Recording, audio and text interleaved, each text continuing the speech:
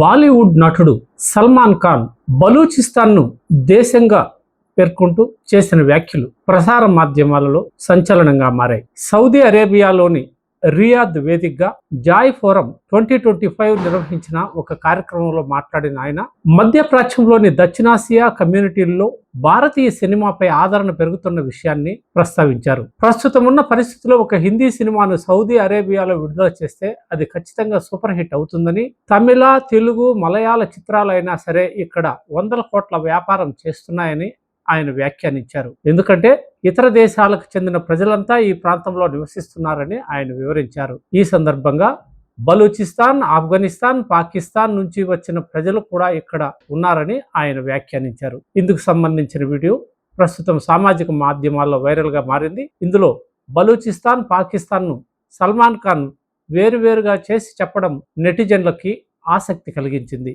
ఆయన యాదృచ్ఛికంగా అన్నారో ఉద్దేశపూర్వకంగా అన్నారో కానీ సల్మాన్ ఖాన్ బలూచిస్తాన్ ప్రజలను పాక్ నుంచి వేరు చేసి మాట్లాడినట్లయింది. బలూచిస్తాన్ పాకిస్తాన్లో భాగం కాదని, తమది స్వతంత్ర దేశమని బలూచ్లోని ప్రజలు స్పందించారు. అయితే నటుడి వ్యాఖ్యలు ఉద్దేశపూరితం కాదని, భౌగోళిక రాజకీయ పరిస్థితులను సినిమాల్లోకి లాగద్దని సినిమా వర్గాలు అభిప్రాయపడ్డాయి. దీనిపై సల్మాన్ ఖాన్ గానీ ఆయన టీం గానీ స్పందించలేదు.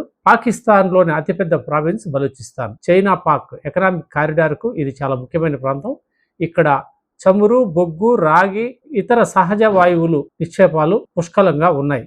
ఇక్కడ వ్యవసాయ యోగ్యమైన భూమి చాలా తక్కువగా ఉంటుంది. కఠినమైన ఎడారి ప్రాంతం, పేదరికం కూడా చాలా ఎక్కువగానే ఉంటుంది. జనాభా చాలా తక్కువ ఉంటుంది. ఫలితంగా ఇక్కడ రాజకీయ అనిశ్చితి, వేర్పాటువాదులు చాలా శక్తివంతులుగా తయారయ్యారు. ప్రత్యేకంగా దేశంగా ఏర్పడాలని బలూచిస్తాన్ ప్రజలు పెద్ద ఎత్తున ఉద్యమాలు చేస్తున్న విషయం అందరికీ తెలిసిందే. ఈ నేపథ్యంలో సల్మాన్ ఖాన్ చేసిన వ్యాఖ్యలు ప్రాధాన్యత సంతరించుకున్నాయి. బలూచిస్తాన్ దేశాన్ని భారతదేశం అధికారికంగా గుర్తించకపోయినా సల్మాన్ ఖాన్ గుర్తించారని పలువురు ఎద్దేవా చేస్తున్నారు.